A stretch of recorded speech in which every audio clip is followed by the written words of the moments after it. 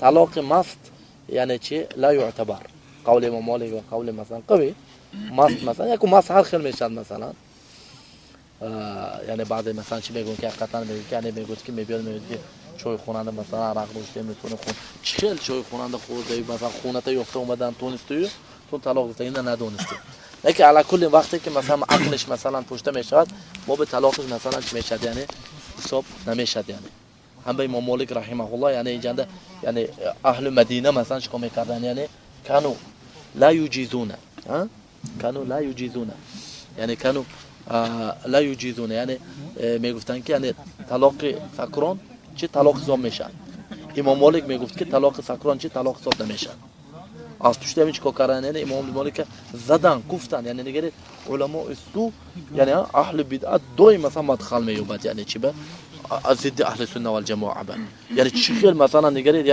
یعنی الزامات بین تعوذ بالله حساب حق میکشد این چیز اعوذ بالله اینا چیکار کردن یعنی این چیز یعنی حاکمات چی کارش به طلاق میتی طلاق نمیتی حساب نکورد چه تو حاکما به لیکن حاکما به اینه چه خیل برده رسوندن. ابو جعفر منصور رحمه الله المنصور ابو جعفر عبد الله ابن نعم عبد الله ابن خليفه نامش يعني كما شاهدنا عبد الله ابن محمد ابن ابراهيم ابن علي ابن عبد الله ابن عباس ابن عبد المطلب خلفای عباسیان. ابو منصور به برده رسوندن که امام مالک میگوید که طلاق یعنی وقتی مستین اگر طلاق یعنی مست سکران طلاق ده طلاق و حساب نمیشه. ابو جعفر گفت که حساب میشه حساب نمیشه کاری من چه گفته که کار ندارم گفته کن با این کار همه تو مدخل میشه. نه این چی گفتنی میدونه این گفتنی که یعنی آدم مثلا حالت میخل مثلا مجبورین ده حالت مجبورین ده حالت مکرهند اگر طلاق دهد طلاق و حساب نمیشه. خیر حساب نشه کار من چه به طلاقه شو این کار فقها نه گفت معناش این کی گفت است که همون هایی که تو با اختیار خداشون بیعت ندادن بیعت تو حساب نه. حالا کار در کرسی برافت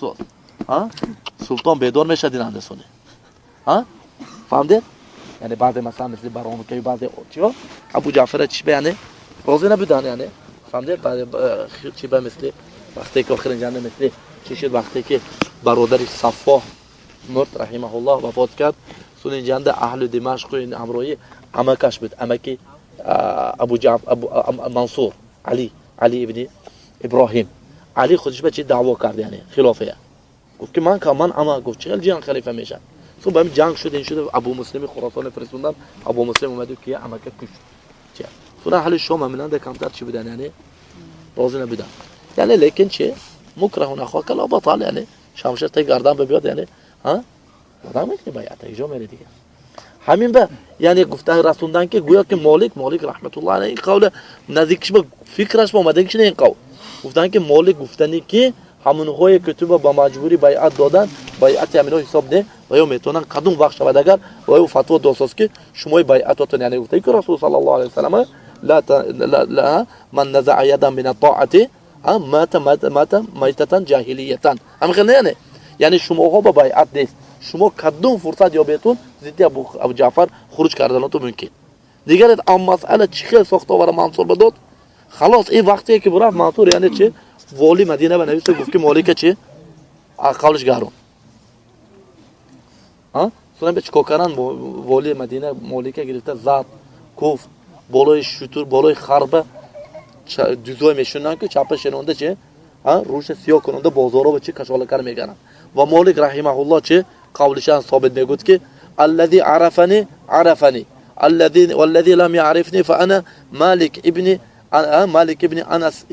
ابن انس الاصبحي اقول ان میگوید طلاق السكران لا يجوز یعنی اعتبار به گرفتن نمیشه گفته بالای خشتور خرنده ساده چه قولش گفته میگه میگه فهمید هم به زدن گفتن حبس کردن نمیچیل هم به یعنی شاهد که رحمت الله علیه میگفت یعنی طلاق حالت سکرنده یعنی مستینده حساب نمیشد میگفت حساب نمیشد میگفت یعنی لیکن این علماء سو اهل بدعت دیگه خیلی کار رسونه مقصد چه مالک یک چی کنوندن یعنی نه